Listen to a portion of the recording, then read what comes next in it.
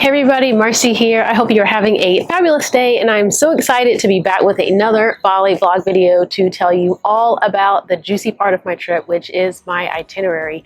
So I'm going to share the whole week itinerary, but for this particular video, I'm just going to share with you from the time I got off of the airport until the time I had in Ubud.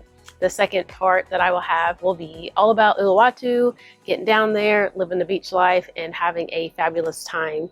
So before I proceed, as always, please be sure to like, comment, and subscribe. I would love to hear from you. I want to know if you're going to Bali. I want to know if you've been to Bali, what you did, and I would just love to hear it all. I'll also say, I do have my phone because I have lots of notes of things that I don't want to miss out on telling you exactly where I've been. So if I'm looking down, I do apologize in advance.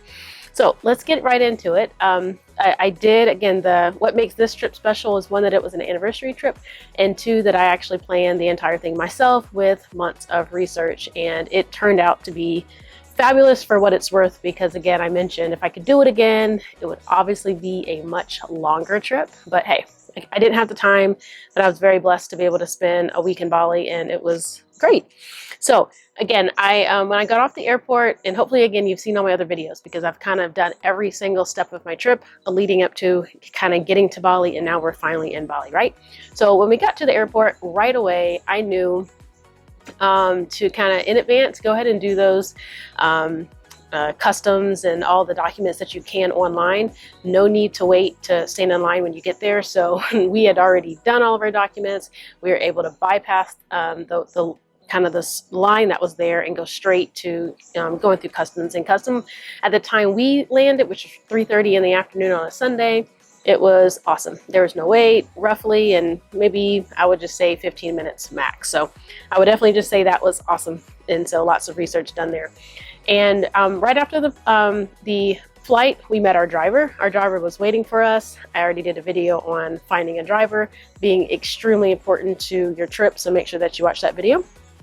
And the parking garage where all the drivers pick you up, I'm warning you now, kind of probably like all other tourist areas, it is very, very, very packed and crazy. And smoking is very popular in Bali. I'm not a fan, but there was just smoke everywhere. So sorry for those that smoke, but I just can't deal with it. My allergies go crazy. So lots of drivers everywhere. Kind of felt like New York if you're from the US. But eventually our driver came, got all of our baggage, and we were off. And so my very first place that I wanted to go was to the bank. And I did a lot of research before I left on kind of going to a safe bank. And so we went to a bank. I got out, isn't the maximum amount of money, Balinese money, because a lot of the places you go to, I heard, don't really accept card, depending on where you go and how you travel. And so I also will take one quick step back and share, when I planned this trip, I did not want the typical touristy trip, nor did I want an extreme Instagrammable trip. I wanted something, a little bit of tourists and a little bit of Instagram type places, but like not the whole trip. As I mentioned in my other video, there's so many preset itineraries out there that will give you that cookie cutter Instagram trip. And I just didn't want it. One, my husband's totally not into it. Two, I just personally didn't want it either. I didn't want to go to a place where like every single second there's people taking pictures. I get it. I took a lot of pictures in order to film this for you. So, I mean, I get it. And I respect bloggers all over the world for sure. But just for our trip, we just wanted a little bit of peace in the mix. So we went to the ATM. That was no big deal. And right away from there, we went to get a SIM card. And I was very apprehensive about getting that SIM card because I've never done that. I typically just do the typical data plan, international, but doing an international plan for a week plus the weekend, so plus additional days, totally not worth it. So very pleased. I told our driver before I even got to Bali, hey, first time being to Bali, as soon as I get there, I need you to take me to get a SIM card. I don't want to get scammed. And so we went to this particular store to get our SIM card. There was no wait. It was just us.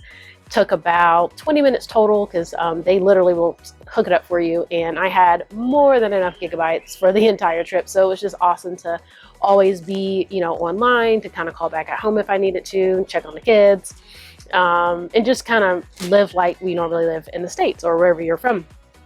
And then once we got our SIM card, I definitely wanted to go to the grocery store because how I travel, I always have to have water. So the water in Bali is not drinkable per se. You can brush your teeth with no problem, but definitely not swallowing the water. So we went to the grocery store, and that's a fun experience because I love grocery stores, and so that's always fun.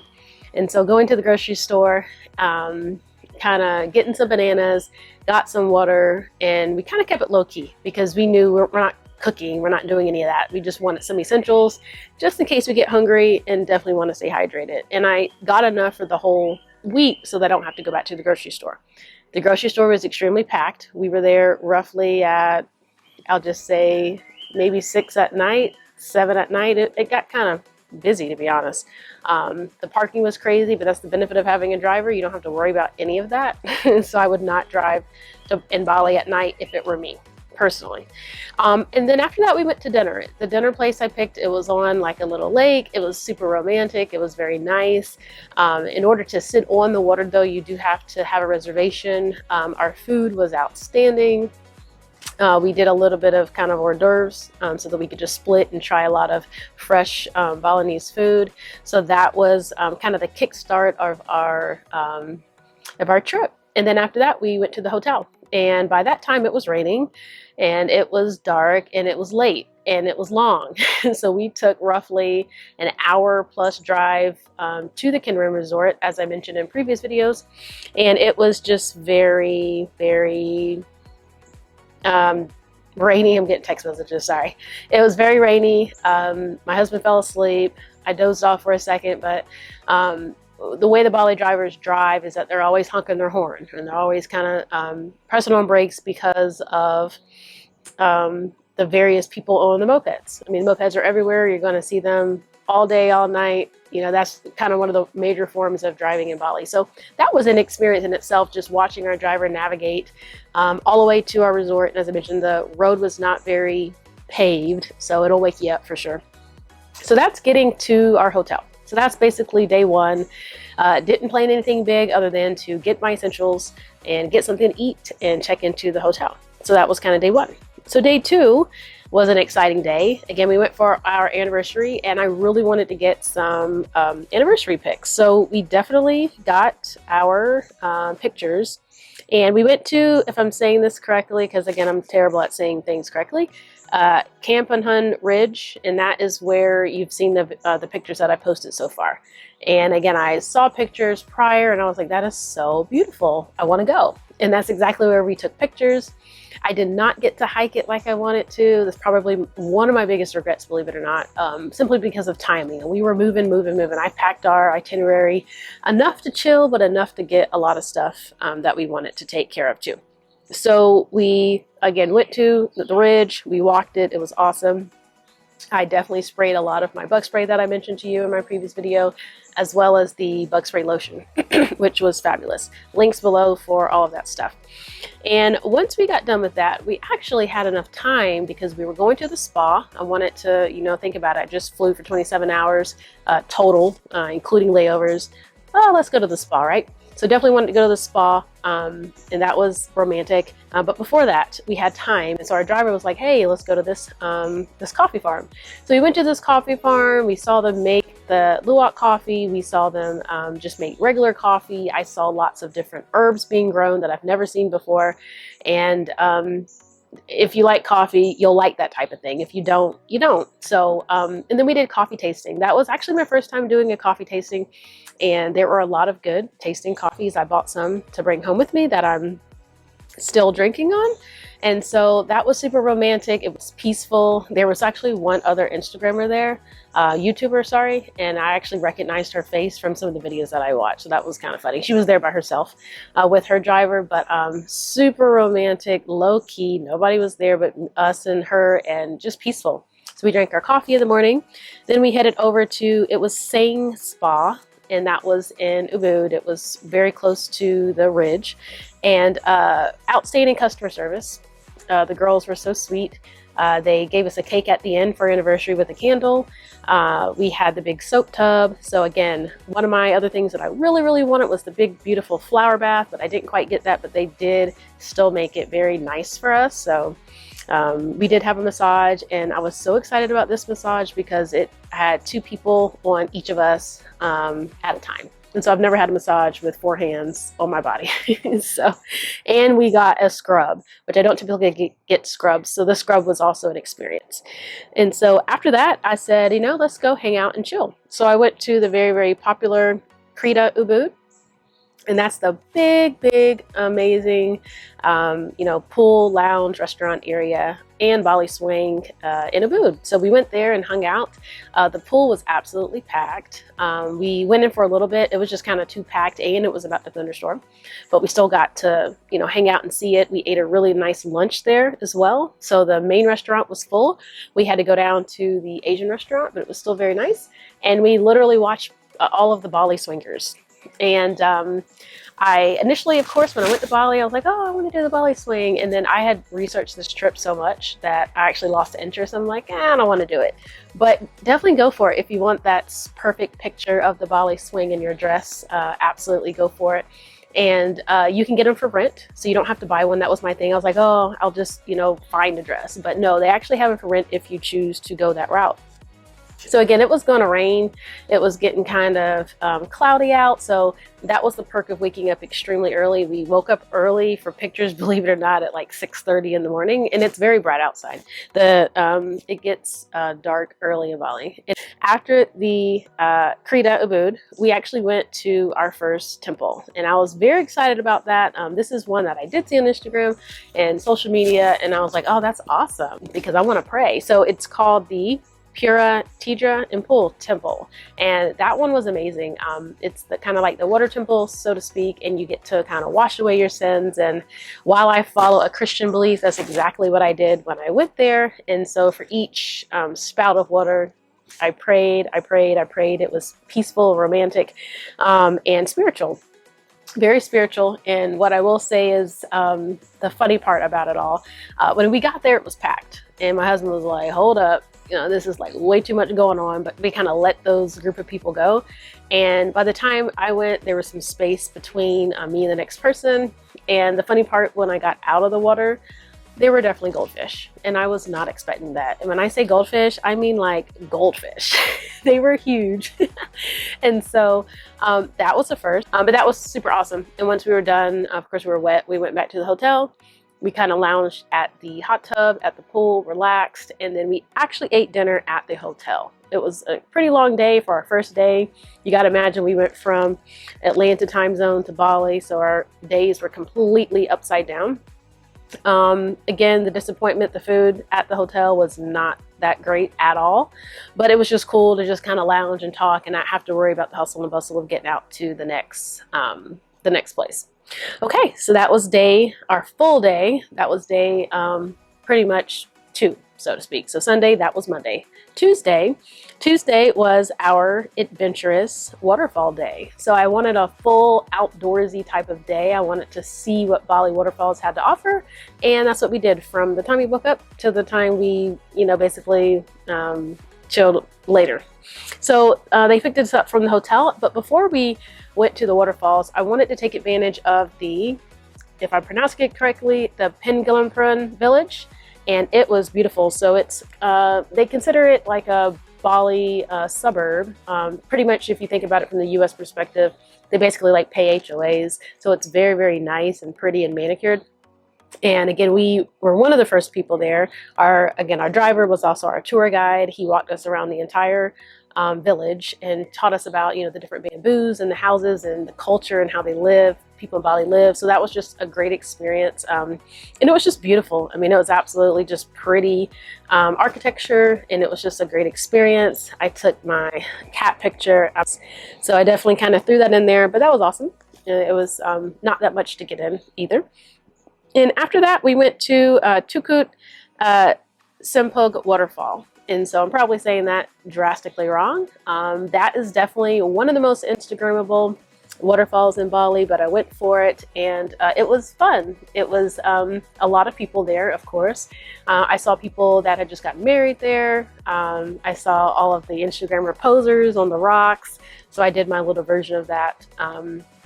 but it was cool. So the whole point of that one is that you do have a waterfall, but it's kind of coming through the rocks. And if you go there at the right time, which we got there roughly like 10:30 a.m., the sunshine is coming perfectly through the rocks. So that was a pretty cool experience to kind of go to that waterfall. It's very pretty and just kind of having fun. I mean, me and my husband just took different pictures, walked around, had fun, got wet. That's when our shoes really came in handy. Again, all that is below. So the next waterfall, I would have to say that had to have been a very romantic one. We went to Krisik. And so Krisik Waterfall, when we got there, there was only one other family there, but they probably, so when you get down to the waterfall, you kind of walk, it can kind of split off into two different directions. I guess that other family went one way and we went the other way, and we had the waterfall entirely to ourselves. So it was just totally fun. We took lots of pictures together, kind of playing with a different kind of sticks. They give you a stick to walk down there that I do advise you use. But we just had fun. We just had fun. The waterfall was awesome. The waterfalls are powerful.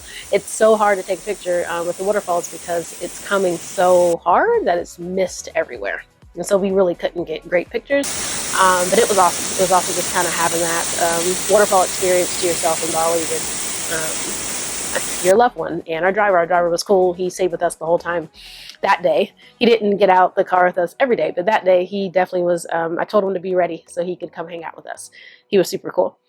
And then we headed to lunch, and this is definitely one of my more romantic lunches. It was awesome and very pretty.